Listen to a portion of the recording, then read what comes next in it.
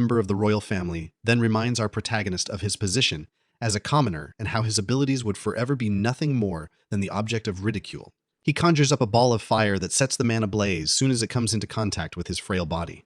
As the flames eat up every inch of his existence, our protagonist cannot help but marvel at the wonder of such powerful magic and wishes that he could have mastered it during his lifetime as well. A cloud of smoke suddenly appears, and when our hero next opens his eyes, he is met by the sight of three huge women who are all wearing maid outfits. His first thought is that he has been abducted by giants, but when he catches sight of his tiny hands, he realizes that reality is even more strange. He flings his minuscule hand to one side, and a strong bolt of energy is released out of it that destroys the roof of the castle, where he is born. Meanwhile, the citizens outside are celebrating the birth of the seventh prince of the royal family, Prince Lloyd. Years pass, and Lloyd is now a young boy, barely 10 years old. His mischievous nature is no different than any other boy who has not yet experienced maturity. Having escaped the clutches of the maids of the castle, he is approached by a few members of royalty who ask him if he would join them for a hunt. However, before they can receive an answer, he has already disappeared downstairs. They discuss how he had always been a rather strange child, having learned to read while he was still a toddler and even rejecting breast milk. Rumor has it that he is the reincarnation of a very strong and famous magician who died years before his birth. Lloyd overhears the conversation and cannot help but smirk. He definitely is a reincarnation, but in his past life he had been a commoner with no talents to speak of, and even though he has told nobody this, his memories are still intact. So now that he has all this knowledge at his disposal, he can finally discover magic to its true extent. Which is why, once he gained freedom from the maids, his first place of refuge is the palace library, which is stacked to the roof with books of every genre. However, he has just begun reading when one of the maids finally catches up with him, but fortunately for Lloyd, she is also his sparring partner. They go outside and begin to spar with wooden swords. The maid, Silpha, is really experienced, and initially their match is extremely one-sided with Silpha, using her superior height and strength to her advantage. However, Lloyd, who just wants to go back inside and read, uses control-type magic, which allows him to mirror every technique that his opponent is using. When this does not have the intended result the boy was hoping for, he then starts levitating and even increases the length of his sword.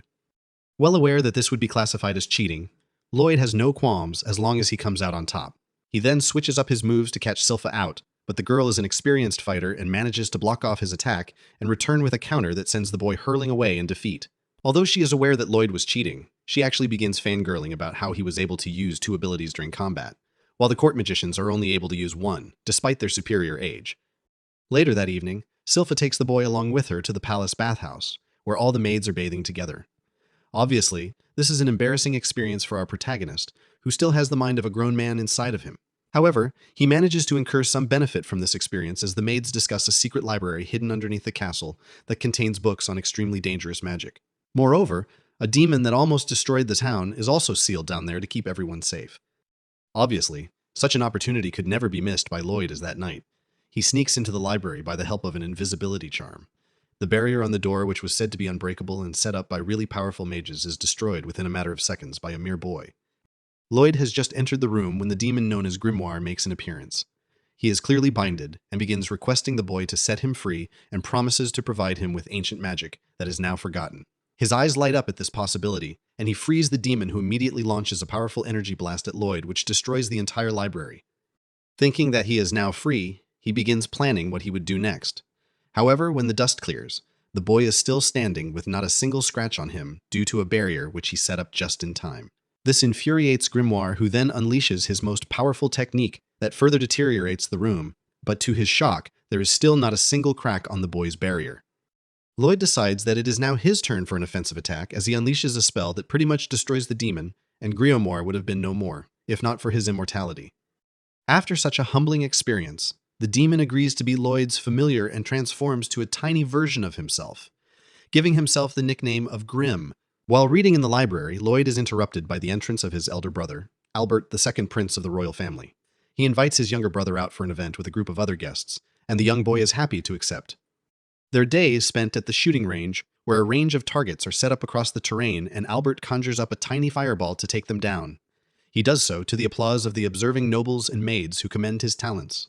He then calls up young Lloyd to show off his abilities as well. Our protagonist hides Grim in the front of his shirt and takes center stage. He is well aware that all of his brothers are busy fighting for the throne, but he does not wish for any royal title. His only aim is to gain as much knowledge as is humanly possible and discover every form of magic in the world. Now, obviously, he could take down every target in the range with both his eyes blindfolded.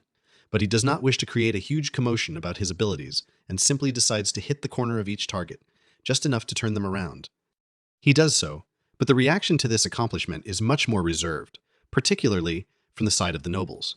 However, Grimm is clearly amazed at how the boy was able to use the exact same strike on every target. Albert then announces that he and the guests are returning indoors for a talk, so he is free to practice in the range for as long as he wishes. When the company has gone, Lloyd begins celebrating that he now has the complete range to himself, so he can try out any technique he wants. Grimm is already anxious, as he is starting to become aware of his master's powers. But when Lloyd reveals that he wishes to try a double incantation spell that Grimm used in the underground library, the demon is horrified. Such a charm would require 2 mouths on a single person, and the extent of damage may be too much for such a residential area. However, our hero is not to be swayed as he orders his familiar to enter his hand, where Grimm's mouth suddenly pops out, which solves the issue of the 2 mouths for the double incantation.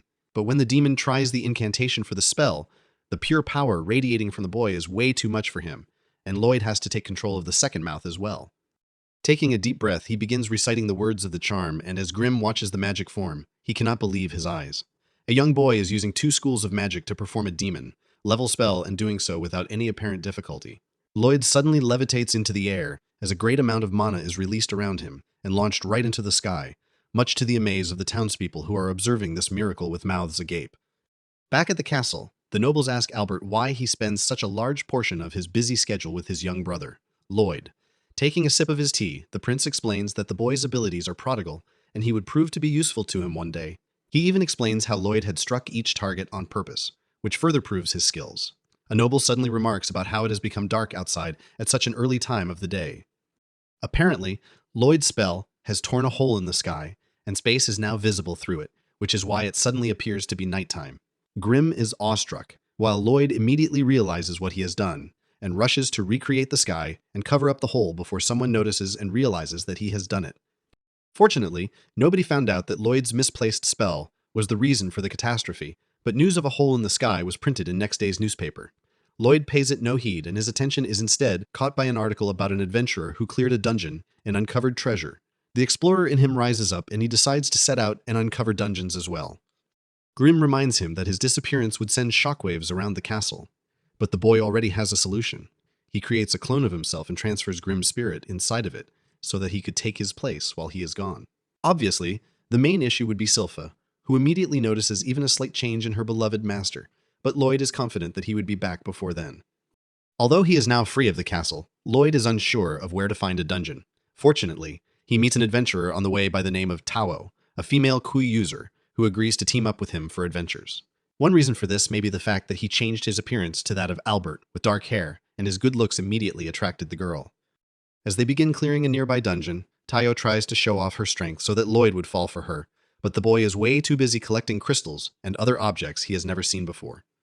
As they stop for a short break, Lloyd asks Tao if she could teach him how to use Ki, which is a breathing style that allows you to use another energy besides mana. The girl is about to mention how it takes people years to even learn the technique when she notices that the boy has actually begun to do it. She is speechless and is now sure that he is destined to be her fiancé. Once they defeat the boss of the dungeon, they approach a treasure chest, but Lloyd pulls Tao away just in time as an axe suddenly slices at them. A demonic creature known as a lich appears as it turns out that their challenge is not yet over.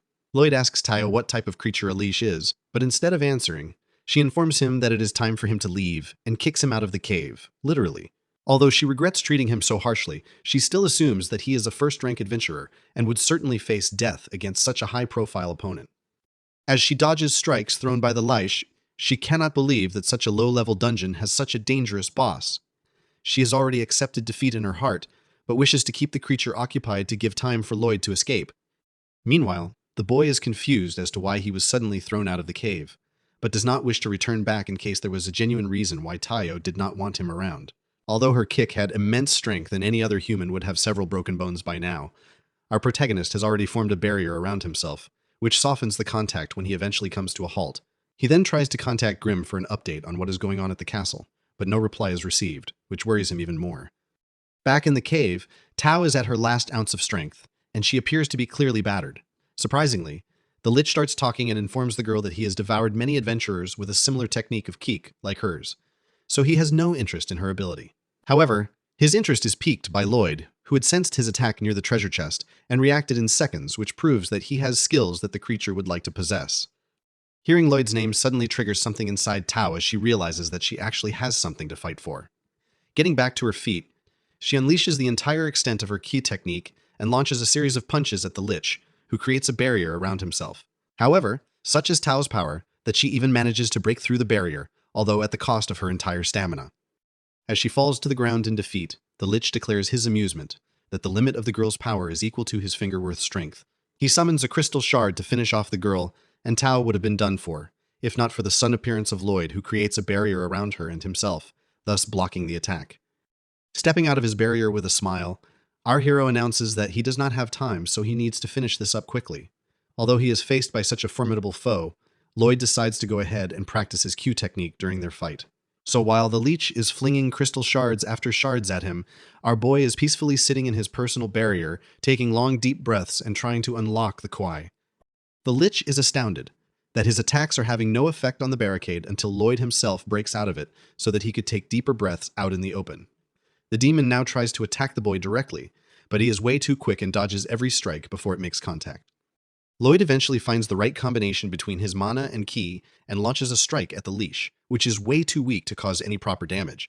However, after a few more tries, he finally conjures up the perfect strike that cuts through the demon and its barrier, granting him victory at last. Having just seen Lloyd at his best, Tayo is lost for words as she realizes that she is in the presence of a true magician. To their disappointment, when they open the treasure chest, they are met with the sight of an old rusted dagger that would not look out of place at a vendor's stall. However, Lloyd notices traces of mana on its blade and decides to keep it. They then escape the dungeon before it collapses on them. Having cleared this new experience, Lloyd now returns back home where he is met with the sight of an injured Grim. The poor demon, with grunts and groans, reveals that Silpha had challenged him to a sparring battle and beaten the living daylights out of him, and then even had the audacity to question his combat ability. The boy comforts him while hiding his smile. As the days pass, Lloyd's new source of interest are the mana inscriptions on blades. Through days of research, he learns how to make mana of his own and collects the appropriate materials that are required: silver coins that are collected from his father, oil from Silpha, and a handful of weapons from Albert's soldiers. Once the liquid mana is complete, he begins writing magical inscriptions on various weapons with it, but due to their complexity, most of them break before completion. It takes days, but our protagonist is a determined fellow, and he eventually discovers the perfect combination. Lloyd then returns the upgraded weapons to their owners and requests Albert if he could observe them during combat. The second prince, who has just received a mission for a monster hunt from the king, agrees to take his younger brother along, much to the young boy's delight. Along with Silpha, who always accompanies her beloved prince, Lloyd and Albert set forth for the monster hunt. Most of the journey is spent catching up on some Z's for our protagonist, who wakes up to the sight of the forest ahead of him.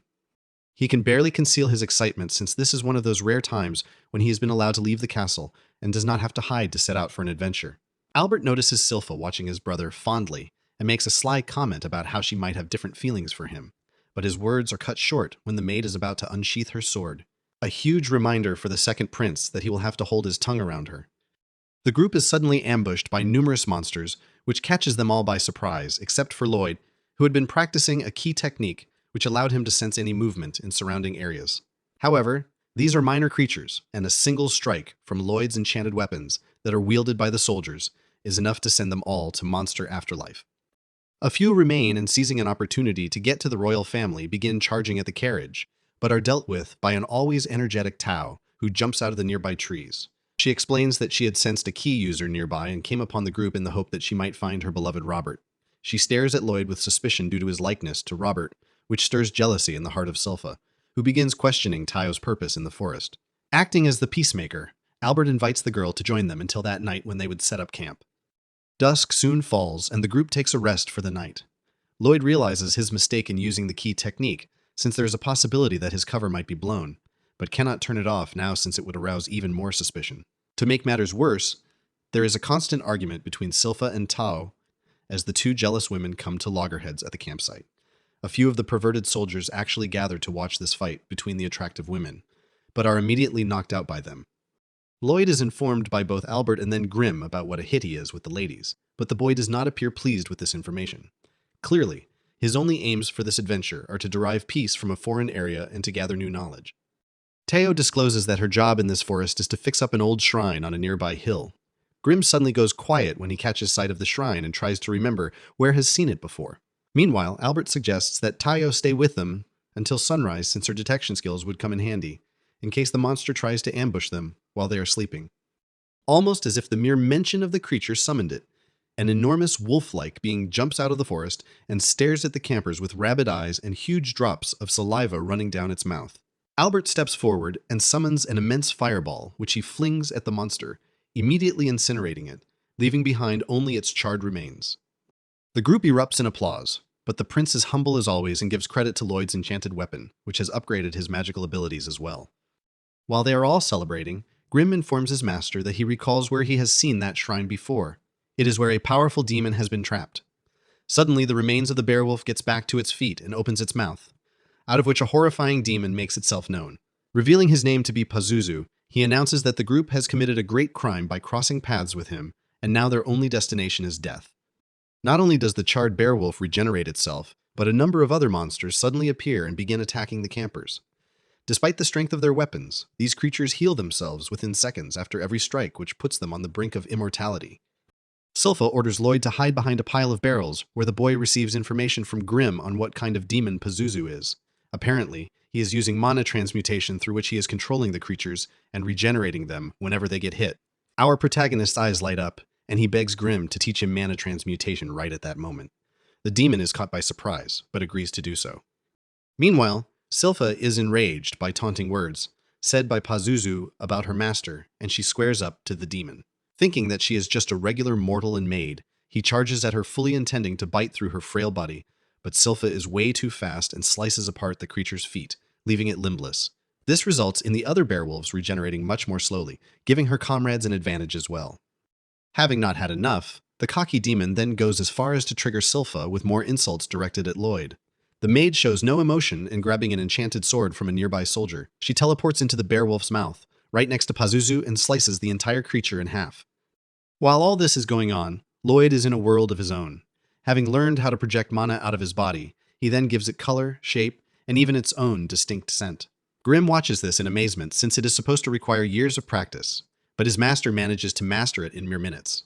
Not only that, but he actually has enough stamina to then ask his familiar for the next step. Talk about an anime filled with op characters, huh? Utterly worn out and defeated, Pazuzu falls to the ground with Silpha standing at his head, telling him to give up. However, the demon still has an evil smile on his face and starts exhaling a purplish smoke out of his mouth that soon spreads across the entire terrain. Albert and the soldiers take one whiff of this smoke and immediately pass out. Slowly getting to his feet, the demon has grown a few feet in a matter of seconds, and it is evident that he is powered up since a pair of wings are sprouting out of his back. His voice filled with rage, he blames Silpha for the breakdown of his master plan, which he spent centuries locked up in the shrine coming up with. He strikes the girl with such a force that she is sent flying across the nearby lake, and it could have been much worse if not for the interference of Tao, who comes to her rival's rescue.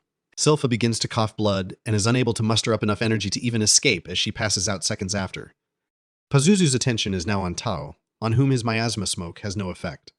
Apparently, her key breathing technique makes the smoke ineffective and allows her to fight without any weakness. She gets fired up due to the demon's taunts and unleashes a special move known as the Thunderquake Pulse, which drains most of her energy. Unfortunately, it hardly does any damage, and the girl is now at a clear disadvantage, as is seen when Pazuzu sends his minion Wolf Bear to eat her up. The most she is able to manage is holding the creature's mouth open, but eventually her strength gives way, and she is swallowed. Having dealt with 1 out of 2 of his opponents, Pazuzu now focuses on Silpha, who is unconscious. He aims to use his miasma to gain control of her mind and add her to his minion army, which he has done with the beowulfs as well. He had actually killed their parents and replaced their memories in the creatures' minds with his own fantasies, so that they would serve him. The demon suddenly catches sight of Lloyd, who is busy playing in the lake with Grim by his side.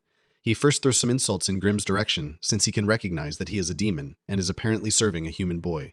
Then, surprised that his miasma smoke had no effect on the kid, Pazuzu launches a group of his beowulfs towards the duo, but Lloyd has perfected mana transmutation and uses that to his advantage. Just as the creatures are about to attack him, he switches their memories from those of bloodlust and anger to positive thoughts. Their attitude suddenly changes and they actually become quite docile, opting to cuddle with the boy instead of sinking their teeth into him. He even convinces the bear wolf who ate Tao to spit her back out. Pazuzu tries to use his miasma smoke to win over the creatures again, but they have now recognized him as their enemy and begin attacking him as a pack. However, the demon is way powerful and eventually beats them down. Realizing that Lloyd truly is a great sorcerer, he decides to utilize the full extent of his mana, which begins to radiate out of his body. The dark red energy kills any greenery in the area, and the demon is confident that he has sufficiently scared the boy. However, Lloyd is barely stirred and actually asks Grimm what it would take to kill a demon, since they are known to be immortal. The familiar discloses that it has never happened before, so he could not say for certain. With a grin, the boy then begins unleashing his own aura that soon takes over everything around them and actually makes Pazuzu's aura fade out in comparison. The demon can barely believe what is happening and tries to escape. But Lloyd has created a maze, and at every corner is a barrier that tries to imprison Pazuzu. While the demon uses every ounce of his energy to evade capture, Lloyd is now full out giggling and enchanting spell after spell without any incantations, which is nothing short of miraculous. Grimm then fuses into his hand, and together they form a spectral barrier that eventually closes around Pazuzu, leaving the demon at the boy's mercy. Knowing that his life might be coming to an end, he tries to win over Lloyd's favor by promising him any treasure in the world in return for his freedom.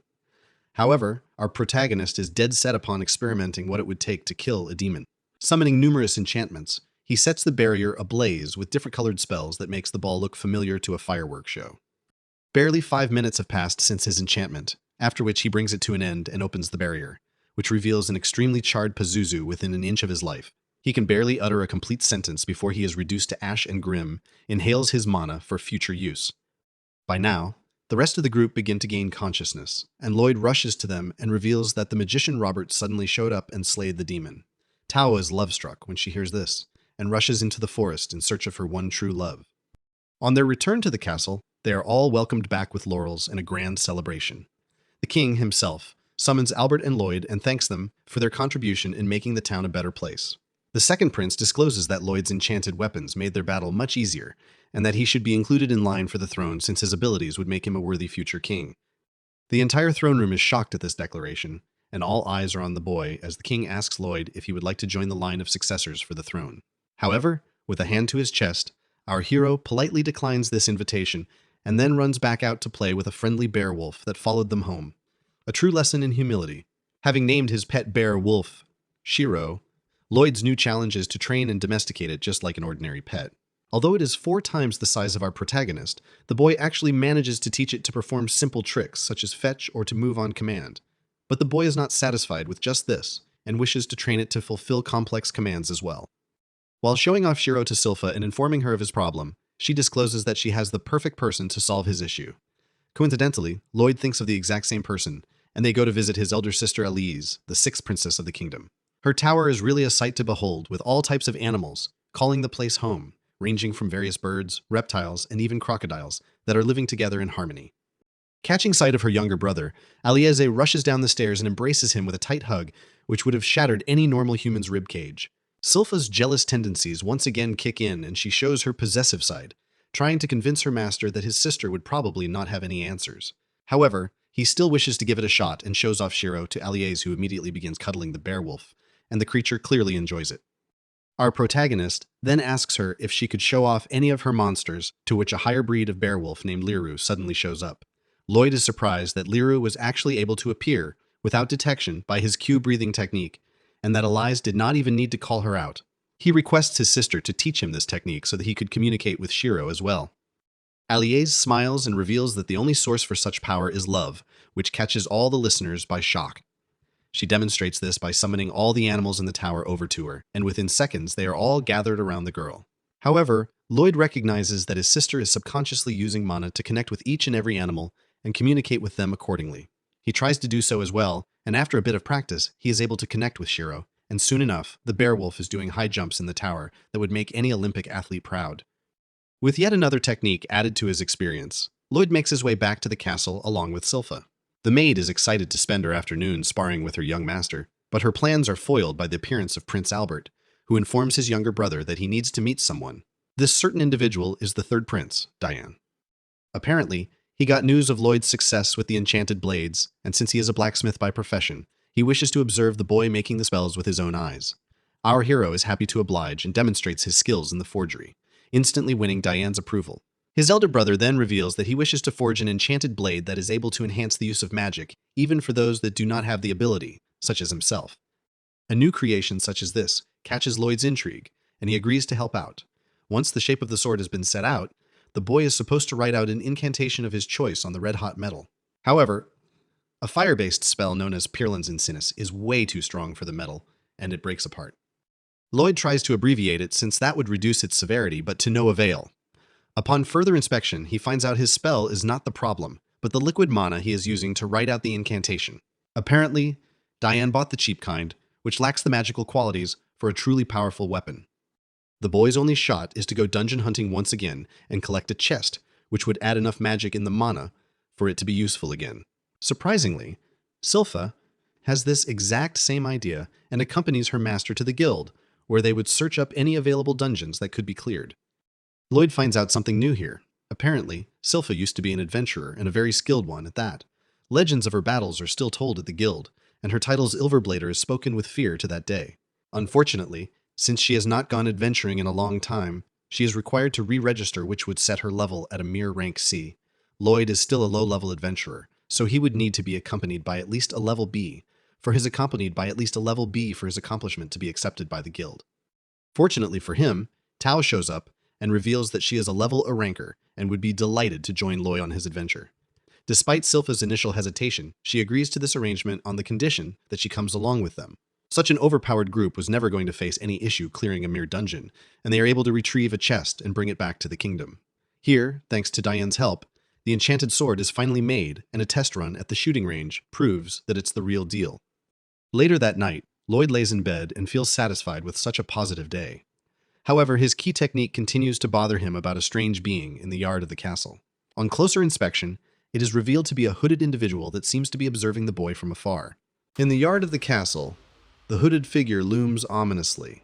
As Lloyd steps forward, the figure reveals itself to be a young girl. Startled, she tries to flee, but finds herself trapped within Lloyd's magical barrier. Desperate for answers, our boy tries to talk to her, but she retaliates by unleashing a potent poison. Lloyd swiftly purifies himself, but it doesn't work. The girl explains that her poison is special, immune to normal purification. Lloyd realizes her poison is infused with mana, a rare and powerful force.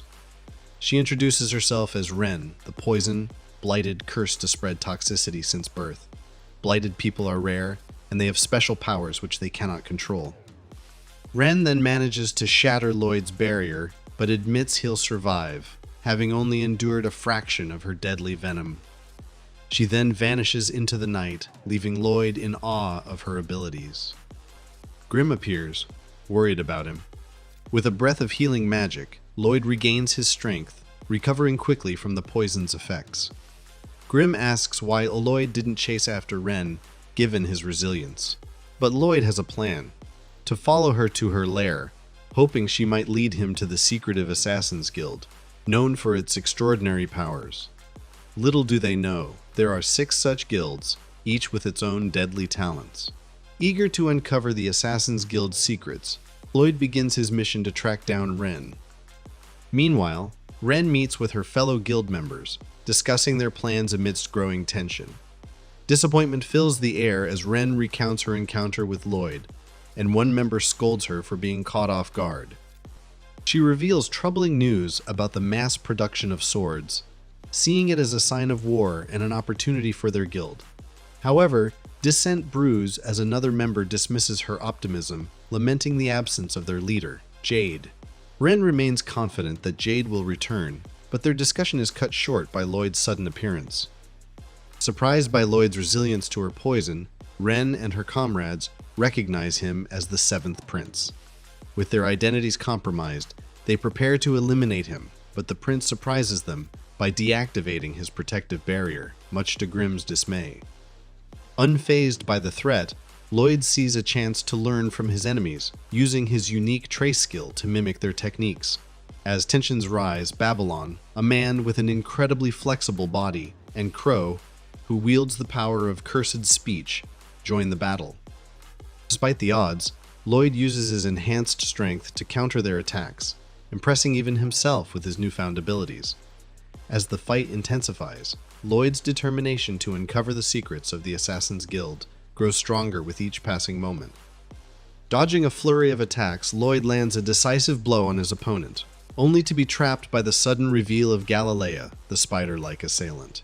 Caught in Galilea's web, Lloyd frees himself by shedding his outer garments, demonstrating his agility in the face of danger. Despite the dangerous situation, Lloyd can't help but admire the powers of his enemies. His moment of awe is cut short as Talia, a mysterious woman, launches a surprise attack. Confused by Lloyd's carefree demeanor, Talia harms herself, in turn harming Lloyd, revealing her ability to share damage with those in her line of sight. Lloyd remains undeterred, his excitement growing at the prospect of encountering new forms of magic. He swiftly heals himself, pondering the consequences of attacking Talia. Using his trace ability to mimic Sylpha's movements, Lloyd charges into battle, quickly taking down Babylon. Crow tries to fend him off with gusts of wind, but chaos ensues, causing collateral damage among their own ranks. In a daring move, Lloyd presses forward, unfazed by Galilea's attempts to restrain him. Using his enemy's techniques, he pushes on, determined to confront Ren. Sensing the imminent threat, Ren hesitates, torn between loyalty to her comrades and the danger of her uncontrollable poison. Reflecting on their shared struggle to control their powers, Galilea wonders how their lives might have been if they could harness their abilities without turning to crime. Lloyd now understands that no one in this guild can control his power. Suddenly, Galilea charges at Lloyd. However, our boy deftly evades the attack and counterattacks. Ren rushes to help, but Lloyd swiftly reinstates his protective barrier. To everyone's astonishment, our boy reveals a secret. He has engraved a spell onto Galilea's body to help him master his mana. Galilea, overcome with emotion, realizes that his curse has been lifted. With Lloyd's help, the others experience breakthroughs of their own with his enchantment. Crow finally regains the ability to speak coherently, and tears of relief flow freely among them. Ren feels emotional because she can now control her poison, allowing her to wear whatever she wants. As a gesture of camaraderie, Lloyd is welcomed into their fold. Eager to witness their powers in action again, Lloyd is instead drawn into the group's backstory, despite his initial disinterest. However, when Galilea starts telling about their absent leader, Jade, who possesses the power of teleportation, Lloyd's curiosity is piqued. Galilea recalls how Jade, the Phantom Blight, used to be teleported to distant places against his will. People rejected them because they couldn't control their powers. One day, after returning from a far-off location, Jade shared his plan to establish the Assassin's Guild. This guild would handle tasks that the Adventurers Guild couldn't.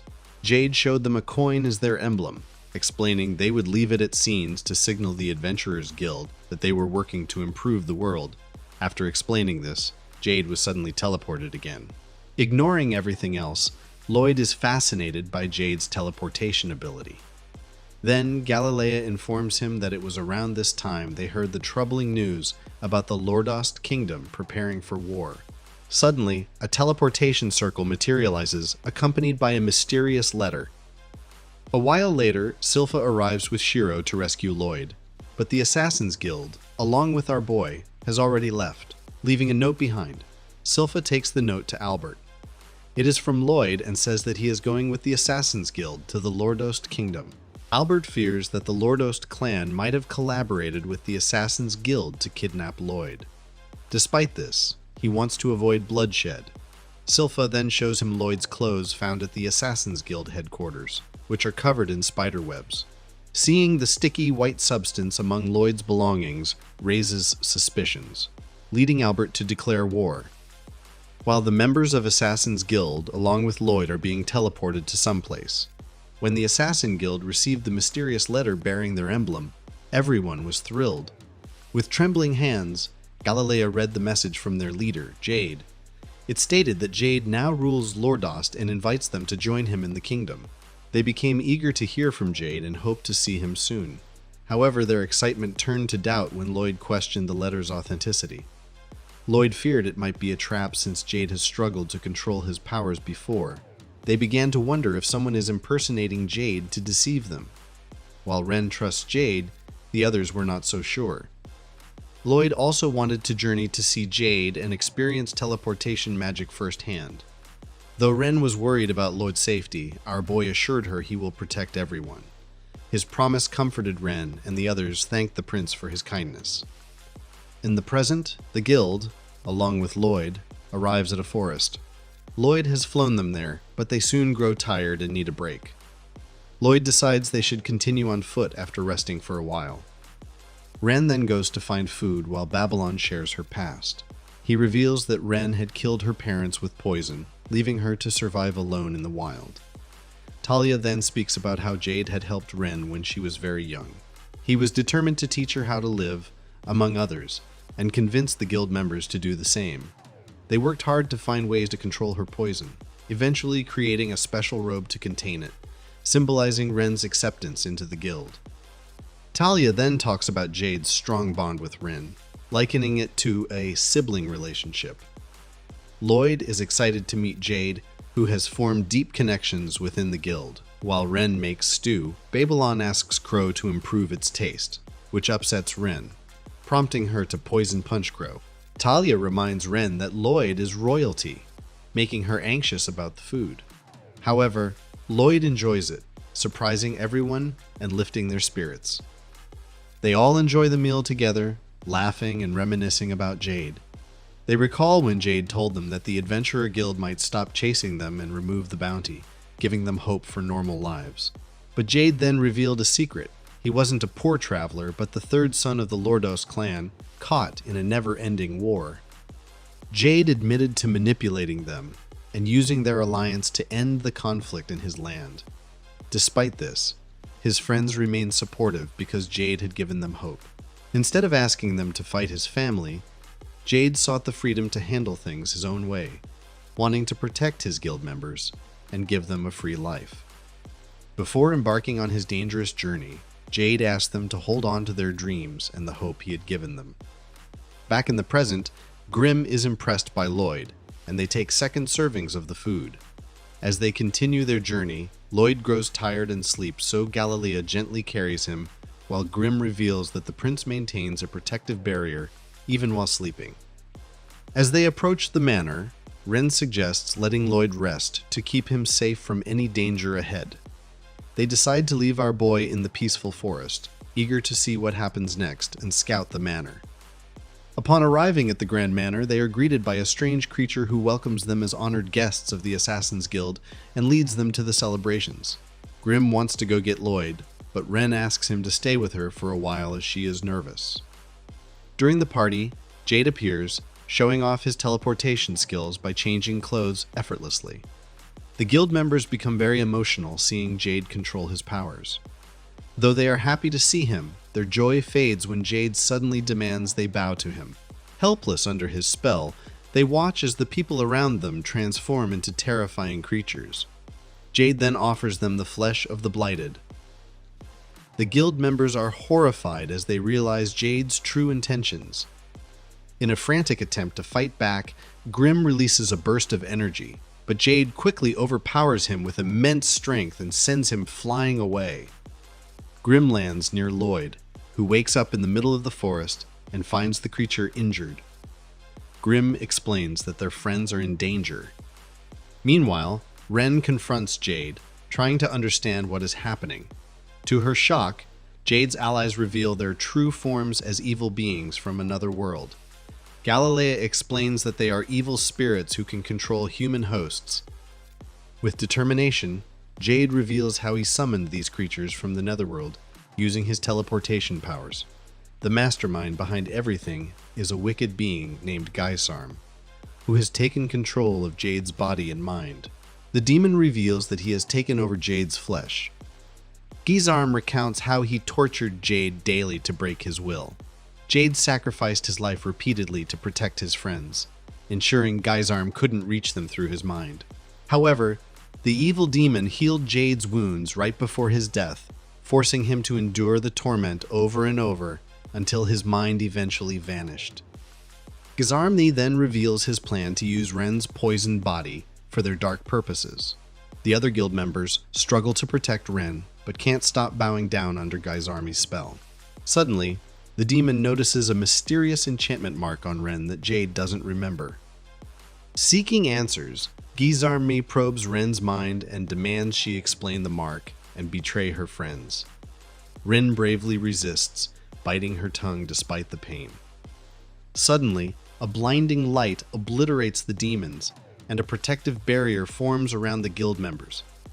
It's Lloyd who steps in and releases a powerful blast of magic towards Jade and his demonic creatures.